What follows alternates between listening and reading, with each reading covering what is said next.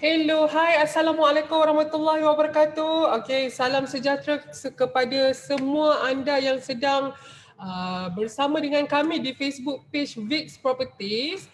Alright, okey, petang ini kita ada satu sesi yang dinamakan Gebang Hartanah bagi membincangkan topik-topik yang menarik berkenaan dengan selok belok hartanah. Okey, pada hari ini khusus bagi anda yang merupakan penjawat awam, ini topik yang khas untuk anda, iaitu bagaimana cara untuk buat pinjaman kerajaan ataupun government loan dengan lembaga apa? Lembaga pinjaman perumahan awam. Alright, okay. So hari ini kita akan bersama dengan salah seorang perunding hartanah kita dan juga merupakan perunding kepada pinjaman kerajaan, pinjaman perumahan kerajaan LPPSA, iaitu Puan Syazura Hashim ataupun lebih mesra dikenali sebagai Akak Adoy. Okey, Akak Adoy, jom masuk. Ya, terima kasih Haziq. Alright, okey, apa khabar? Alhamdulillah sihat Haziq.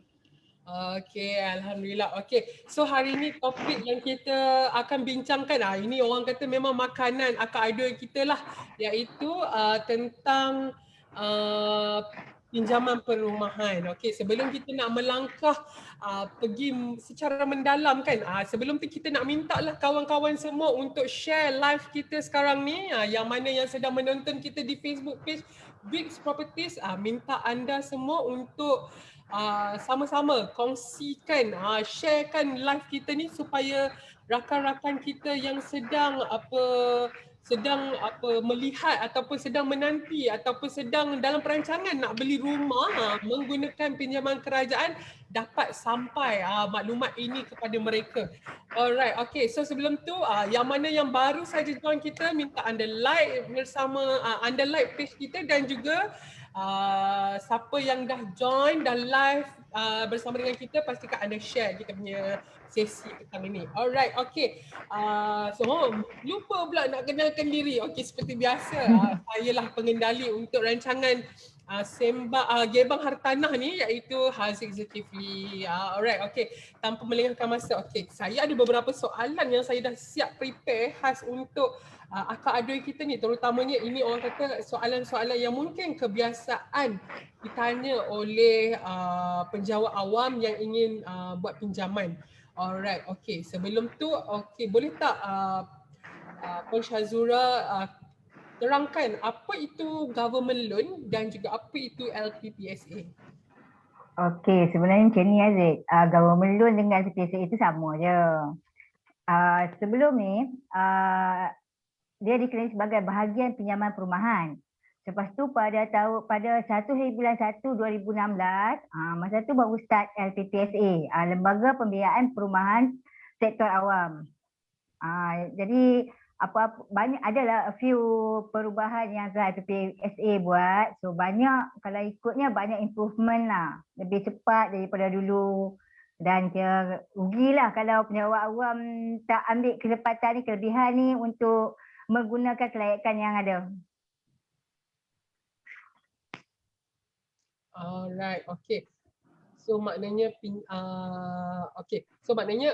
khas untuk mereka yang menjawab awam lah kan. Okay, so boleh tak Puan Syazura terangkan lebih lanjut lagi. Okay, siapa yang boleh memohon untuk pinjaman ni secara lebih terperinci? Mungkin ada syarat-syarat ke ataupun mungkin lebih terperinci lah siapa yang boleh meminjam pinjaman kerajaan ni. Okey, kita tengok balik nama dia LPPSA, Lembaga Pembiayaan Perumahan Sektor Awam. So bila dekat situ dah mention dah sektor awam, so memang dah terang lagi bersuluh lah, itu untuk penjawat awam sahaja. Okey, bukan semua penjawat awam layak. Okey, penjawat awam yang layak adalah mereka yang dah setahun berkhidmat, sekurang-kurangnya setahun berkhidmat dan masih berkhidmat, telah disahkan jawatan, tidak muflis atau tidak dalam tindakan tata tertib yang mana membolehkan dia akan dikenakan tindakan untuk potong gaji ke atau dibuang kerja. Itu yang antara benda-benda yang paling penting lah.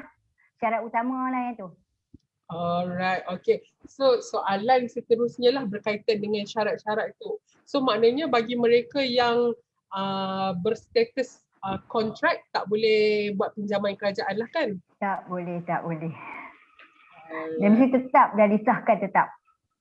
Okay. Alright. So soalan yang seterusnya Puan. Okay. Adakah pinjaman kerajaan ni untuk mereka yang buat pilihan pension sahaja ataupun yang bukan optional pension bersara pun boleh juga apply. Okey, syarat dia yang tadi yang akan cakap tadi, syarat dia cuma telah disahkan jawatan, itu dah cukup. Tak kisah dia ambil skim apa, pension atau KWSP, dua-dua boleh, tak ada masalah asalkan disahkan jawatan. Cumanya akan ada perbezaan di antara kedua-duanya dari segi tempoh dia lah, dari segi tempoh, dari segi umur. Bukan tempoh pembiayaan kalau dia layak untuk 35 tahun, pembiayaan pertama dia akan dapat lah 35 tahun dan kali kedua 30 tahun. Tapi kalau untuk skim pension, dia boleh buat pembiayaan permohonan sehingga umur dia 90 tahun. Maksudnya kalau dekat-dekat dia nak pension, dia boleh mohon lagi lah. So dia boleh melayakkan dia dapat 35 tahun. Bayangkan kata umur 50 tahun. 50 tahun, so campur 35 tahun pembiayaan pertama, baru 85 tahun. So syarat dia sampai 90 tahun. So dia masih layak. Tapi berbeza pula dengan KWSP. KWSP kalau dia bersara wajib 60 tahun. Umur dia mohon 50 tahun. Jadi tempoh dia cuma 10 tahun saja. Tak dapat 35 tahun. Jadi kena rancang elok lah. Siapa yang skim KWSP ni. Okey, so maknanya walaupun dia menghampiri ke usia bersara tu masih lagi boleh apply lah, tapi kita kena kira lah berapa usia persaraan tu kan, betul ke tak? Ya, betul-betul Haziq. Banyak benda lah yang nak kena kira kan. Tapi kalau yang jenis mampu dah bersedia untuk menghadapi saat-saat tu sama tempoh yang pendek, installment yang makin banyak, MRTP yang mahal, so tak ada masalah kalau dia nak buat pembiayaan masa umur yang dah lewat ni. Alright, okay. Ini yang nak sentuh sikit dah alang-alang kan, kita dah sentuh tentang usia persaraan apa semua tu. Okay, boleh, okay. Kenapa apabila mereka yang memohon pinjaman tetapi dah berusia ni, dia punya insurance dia agak tinggi. So maknanya monthly rental dia akan jadi sedikit, monthly installment dia agak tinggilah setiap bulan apabila insurans untuk perumahan ni agak tinggi apabila berusia. Boleh tak Akak terangkan sikit? Okey, sebenarnya itu ada standard untuk takaful lah. Kalau makin berusia, dianggap semakin berisiko. So bila makin berisiko, untuk nak cover perlindungan tu dia akan letakkan lagi mahal. Sebab risiko tinggi, so jadi akan bagi mahal sikit lah. Tambah pula, nanti dia akan pension. So bila pension ni kita tahulah bila umur yang dah menghampiri pension atau dah pension, dia punya risiko dari segi kesihatan. Jadi benda-benda itu akan melibatkan takaful yang tinggi. So lagi satu, LPPSA ni mewajibkan MRTT untuk sepanjang tempoh pembiayaan. Maksudnya kalau dia apply untuk 35 tahun, so dia wajib ambil 35 tahun punya MRTT. Wajib. Kalau bank tak. Bank tak wajibkan kita ambil sepenuhnya. Jadi mungkin lebih rendah sikit. Tapi dia ada pro and cons lah. Kalau tak, kalau macam terjadi apa-apa, jadi senanglah kalau kita ambil penuh. Sebab kalau bank ambil tak penuh, terjadi di tahun bila kita dah tamat. Makin teruklah risiko yang kita akan tanggung kan. Okay. Alright. Okay. Itu berkenaan insurans lah. So maknanya untuk insurans ni pun kalau kata hujah dia nak berbincang tu lagi panjang lah kan. Sebab insurans, takaful apa semua ni agak panjang dan agak detail. So untuk hari ni kita lebih kepada soalan-soalan yang macam soalan-soalan yang orang kata tis-tis saja, macam lebih kurang soalan-soalan yang mungkin ada orang yang di luar sana ada yang tak tahu. So kita akan tanyalah yang macam insurans tu mungkin bagi siapa yang betul-betul ada komitmen yang nak buat apply loan tu, so boleh sahaja berhubung dengan mana-mana ejen kita di Vix Properties ni, insyaAllah anda akan dapat penerangan dengan lebih lanjut lah mengenai tentang insurans dan juga pinjaman perumahan. Alright, okay. So soalan seterusnya. Okay, untuk pinjaman kerajaan ni kan, adakah semua jenis rumah boleh apply ataupun ada certain term ataupun keadaan kondisi rumah yang tak boleh apply, macam contoh ke rumah lelong ke apa ke, so boleh tak akak ceritakan keadaannya? Okey, kalau ikut rumah yang mana dijual dekat pasaran, rumah undercon, rumah subsale, rumah second hand, rumah yang kita dah beli daripada pihak kedua, ataupun rumah lelong, tiga-tiga boleh. Tak ada masalah boleh dengan LPPSA. Cuma kalau rumah lelong, mestilah rumah lelong LPPSA sahaja yang boleh mohon guna LPPSA. Kalau rumah lelong yang bank atau lain-lain tu memang tak boleh lah. Dia rumah lelong LPPSA je kita boleh guna LPPSA. Tapi walaupun begitu rumah lelong LPPSA, bank pun boleh mohon. Tak ada masalah. Cuma satu je, kalau rumah yang tak boleh cuma adalah rumah kampung.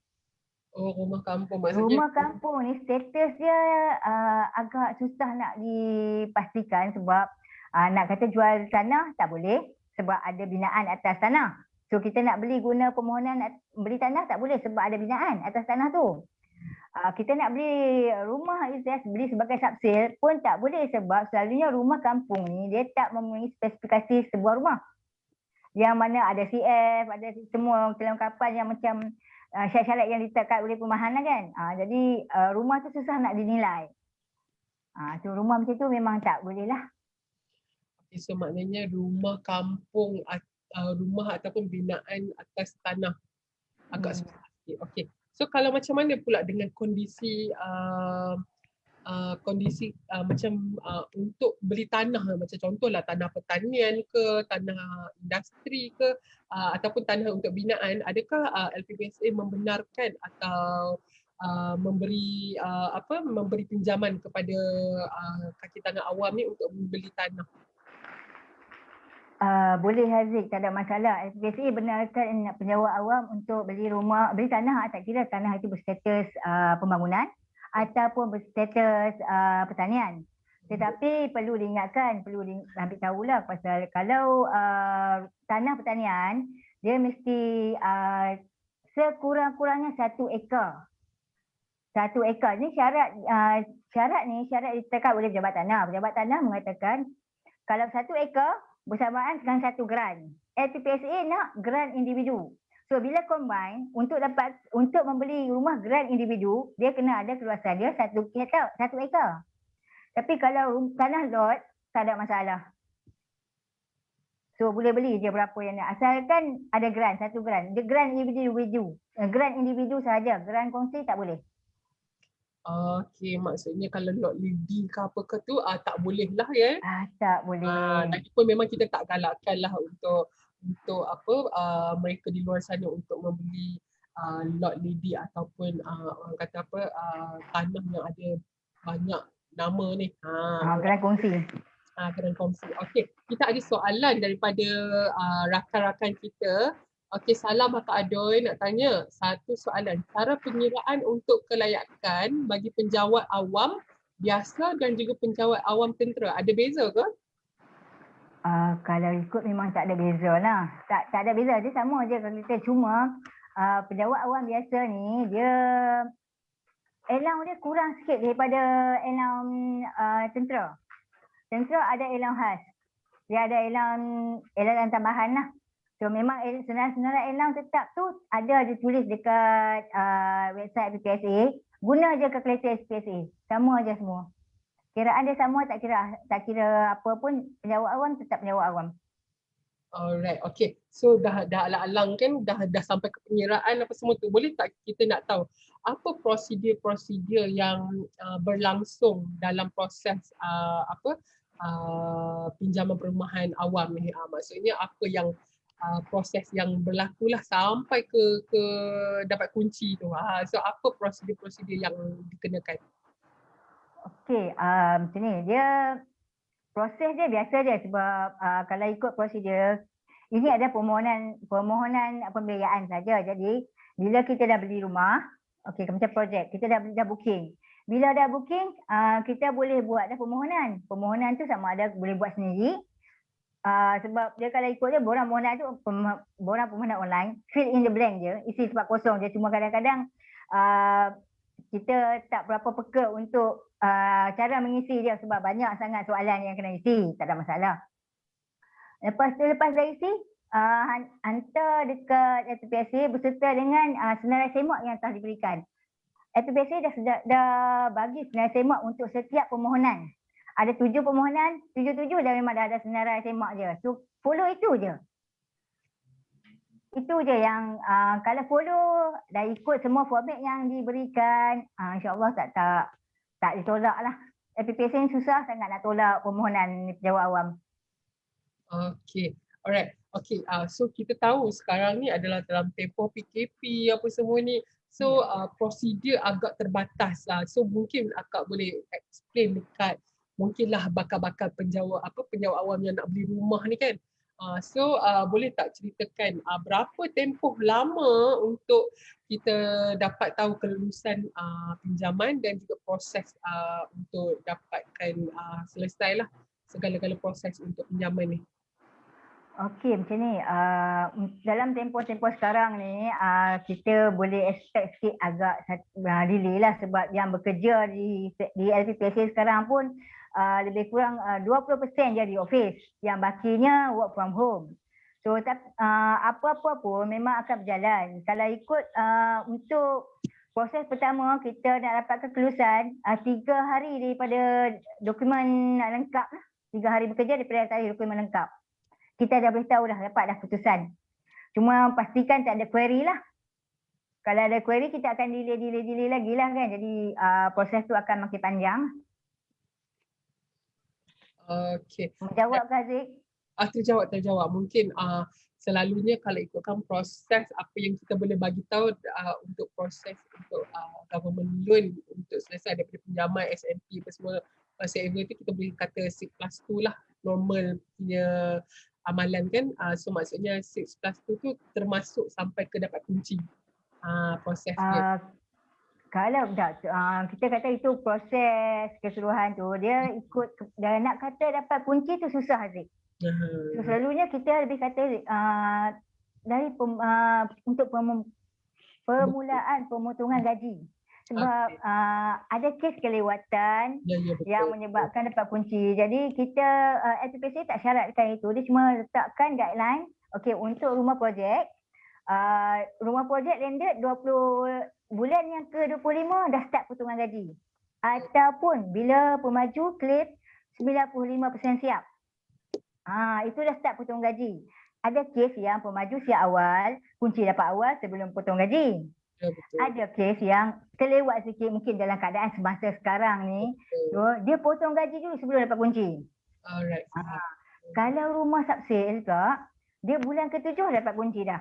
Dah start potongan, bukan dapat kunci. Dah start potongan bulan ke-7. Selalunya boleh dapat kunci lah sebab subsale ni rumah dah siap dah kan. Itu. So kita gunakan garis panduan itu je lah. Alright. Okay, soalan seterusnya daripada para ejen kita. Kalau untuk renovation rumah, satu nama dalam geran, apa prosedur untuk LPPSA? Okey, renovation rumah ni adalah permohonan jenis 7. Permohonan jenis 7 ni, dia adalah, kalau ikut, dia adalah permohonan LPPSA kali kedua untuk seseorang tu. Kalau kali pertama dia dah beli rumah, kali kedua renovation rumah. So ini satu-satunya permohonan yang mana dia tak perlu selesaikan yang pertama. Kalau ikut kes-kes lain, dia perlukan selesaikan permohonan yang pertama untuk nak guna yang kedua. Tapi untuk renovation, dia tak perlu selesaikan yang pertama, dia dah boleh terus mohon yang kedua ni, yang untuk renovation. Cuma renovation ni, kiraan dia, kelayakan semasa, kira ikut slip gaji kelayakan semasa, tolak dengan jumlah yang dia dah pernah pinjam dulu, itu adalah apa yang dia layak mohon lah. Cumanya dia prosedur dia lebih kurang sama macam kita beli rumah. Dia perlu lantik arkitek untuk lukis plan. Dia perlu dapatkan kelulusan daripada PBT, daripada majlis. Dia perlu lantik kontraktor, tapi pastikan kontraktor tu kontraktor yang ada kelayakan, ada CIDB, ada SSM, dan kontraktor yang berpengalaman lah dengan LPPSA, sebab LPPSA ni untuk renovation, kes renovation dia cuma boleh 2 kali claim je. Satu, kontraktor boleh claim masa status rumah tu progress dia dah 50% siap. Yang kedua, bila dah siap 2 kali. Jadi kalau kontraktor, janganlah pakai kontraktor yang kecil-kecil sebab dia akan minta kita dahulukan modal. Kalau ada modal sendiri tak ada masalah. Tapi kalau tak, kena carilah kontraktor besar yang mana untuk mendahulukan modal dia orang untuk buat rumah. Alright, okay. Alright, soalan yang seterusnya, boleh terangkan tak prosedur kalau nak buat full settlement bagi loan LPPSA ni? Klien nak buat settlement bagi hutang untuk urusan hibah rumah tersebut kepada warisnya. Okey, full settlement. Full settlement ni, okey, sekarang ni dah tak boleh nak contact LPPSA secara biasa. So, kita guna e-ticket. Bila guna e-ticket, minta dekat LPPSA, guna portal e-ticket, minta baki pembiayaan semasa yang ada sekarang, baki dia. Sebab kita nak kalau boleh yang tepat lah. Memang dia boleh tengok baki dia dekat website, boleh tengok dekat aplikasi mudah alih My Financing, tak ada masalah. Tapi untuk dapatkan yang lebih tepat yang dikeluarkan oleh LPPSA selepas dia orang tolak, dapat tengok update yang mana yang terkini semua status. So LPPSA akan bagikan jumlah tu, dia akan email jumlah baki yang tepat. Boleh je sama ada nak bayar melalui cek atau sekarang ni memang mudah sangat pergi je bayar dekat guna transfer online boleh, guna CIMB Bank, CIMB Bank, sebab CIMB Bank sekarang ni ada joint venture dengan LPPSA, dia ada akaun Maya yang mana kita boleh buat transfer tu sama ada melalui ATM machine, kita boleh buat melalui online, kita boleh pergi bank sekalipun boleh buat kat kaunter bank, tak ada masalah. Alright, okay. So jelas apa semua soalan-soalan yang telah dijawab oleh Akak Adut. Okay, kita ada lagi few soalan. Okay, rancak sikit hari ni banyak soalan kita. Okay, bolehkah pinjaman kerajaan buat joint loan dengan bank dengan government loan? Kalau boleh, macam mana proses dan prosedur dia? Boleh Haziq, boleh. Cuma setakat ni ada 2 bank je yang bersetuju untuk jadi gadaian kedua dengan LPPSA. Bank tu adalah BSN dan Bank Islam. So prosedur dia, nombor 1, mulakan dengan mohon dengan LPPSA dulu. Mohon dengan LPPSA, bagi dapat kelulusan dengan LPPSA, baru bakinya mohon dengan bank untuk top up. Tapi LPPSA tak tetapkan berapa pembahagian tu, ikut sendiri-sendirilah. Ikut pasangan tu lah yang mana nak JV tu, buat sendiri. Tapi prosedur dia mesti lulus LPPSA dahulu. Dah dapat surat kelulusan, baru bawa surat kelulusan tu pergi bank akan top up. Okay. So Cik Zul, kita pun ada tanya soalan yang sama jugalah, ada tak loan LPPSA combine dengan bank loan? So boleh, tapi kena selesaikan dulu yang government loan, betul? Ya, dapatkan kelulusan dulu. Alright, okay. Soalan yang seterusnya, okay, ni daripada saya ni ada 2 lagi soalan terakhir, tapi kalau ada ejen-ejen yang ada lagi soalan-soalan tambahan, boleh terus tinggalkan dekat komen. Dan nak minta sahabat rakan kita Ikmal untuk cek dekat Facebook ada soalan tak? Kalau ada, tolong sampaikan dekat sini. Alright, okay. Soalan seterusnya, bolehkah permohonan pemohon guna government loan untuk selesaikan baki hutang loan? Sebenarnya soalan ni sama yang tadi kan? Boleh. Ini permohonan jenis 5. Okay. Okey, dia macam ni. Permohonan jenis 5 ni adalah kata masa dia beli rumah, dia belum sahkan jawatan. Selalunya situasi macam ni lah. Ataupun kelayakan dia masih belum cukup.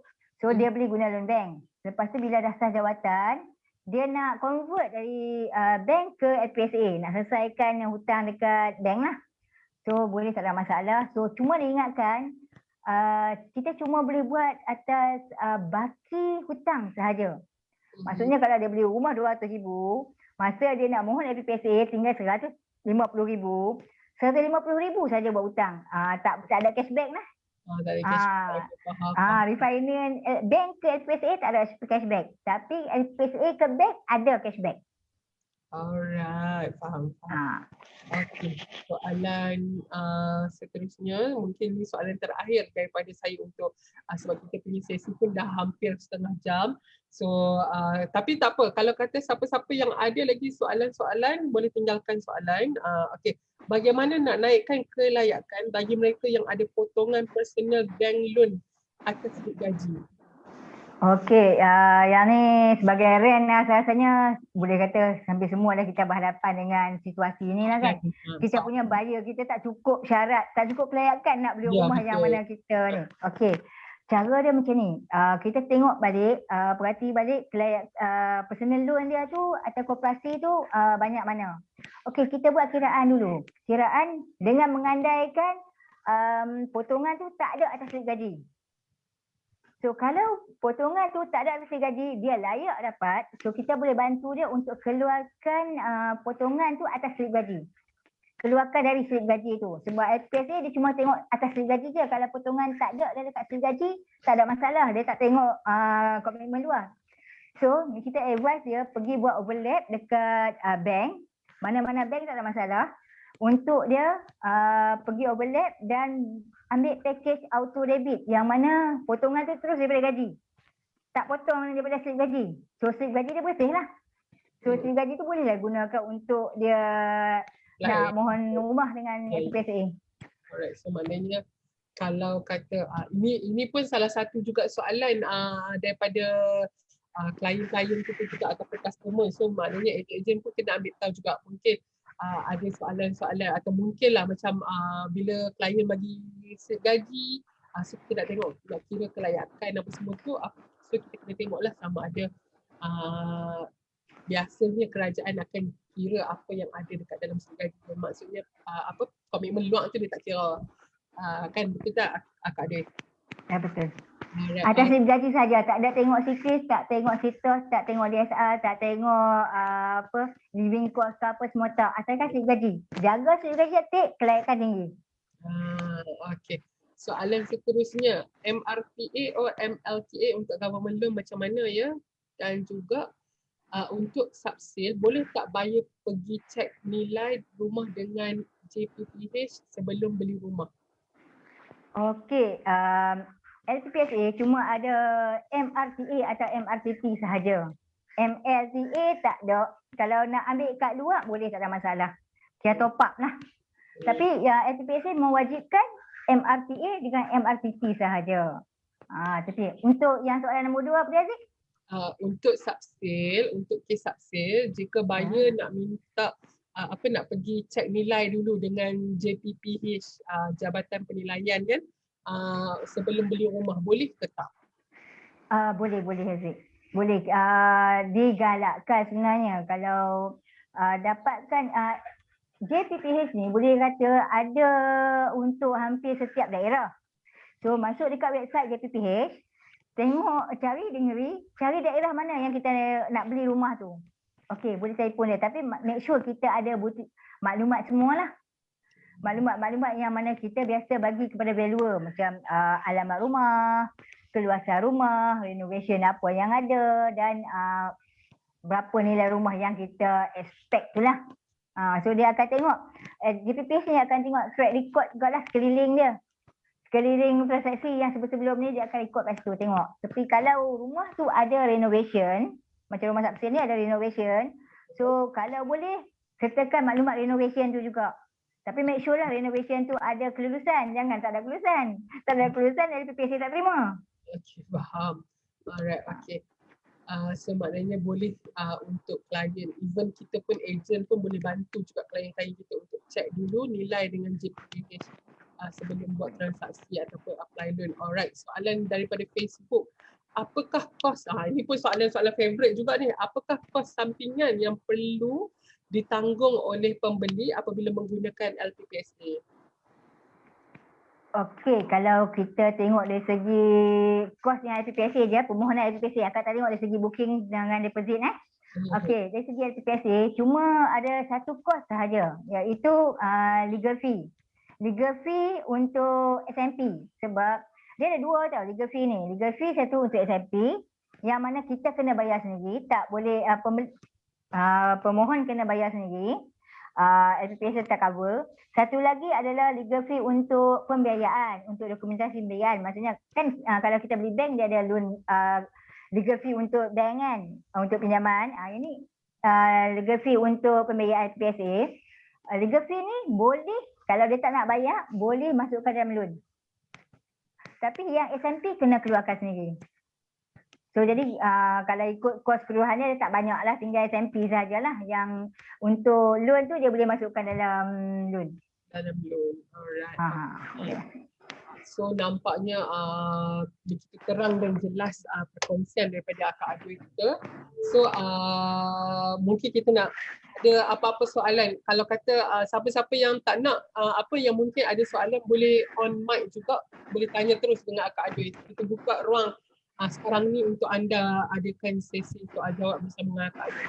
Siapa yang ada soalan ataupun kemusykilan lagi, boleh buka mic, boleh unmute, boleh tanya soalan terus dengan Akak Adoi. Ada tak?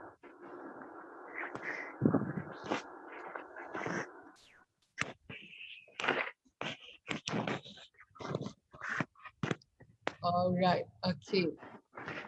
So rasanya ini adalah sedikit sebanyak lah orang kata pengenalan kepada LPPSA ataupun pinjaman perumahan awam ni kan. So maknanya kalau kata betul-betul tuan-tuan dan puan-puan yang nak beli rumah ataupun nak buat pinjaman perumahan awam ni, anda boleh saja kontak. Mungkin boleh kontak dengan Akak Adoi. Akak Adoi ni akan share Telegram group kan? Boleh Akak share juga Akak punya Telegram group. Okey, Telegram channel Akak cari je LPPSA atau Akak Adoi. Boleh jumpa lah tu. Cari Akak Adoi je. Boleh search dekat Telegram Akak Adoi ataupun LPPSA. LPPSA. Alright, okay, terima kasih. So semua orang minta episod kedua daripada Akak Adoi untuk LPPSA. InsyaAllah kita akan ada lagi slot-slot bersama dengan Akak Adoi. So terima kasih Puan Syazura di atas luangan masa dan juga sedikit sebanyak penerangan mengenai LPPSA. So even ejen-ejen pun yang mana yang nak tahu lebih lanjut boleh je PM dengan Akak Adoi kita ni, insyaAllah beliau akan menjawab segala soalan anda. Alright, kepada tuan-tuan dan puan-puan yang sedang bersara langsung bersama kami di Facebook page Bricks Properties, terima kasih kami ucapkan. InsyaAllah kita akan jumpa lagi minggu depan dengan topik yang agak menarik. Kalau nak tahu, stay tune. Teruskan like dekat Facebook kami dan on notification. InsyaAllah anda akan dapat maklumat-maklumat yang terkini mengenai hartanah. Alright, hingga berjumpa lagi. Assalamualaikum.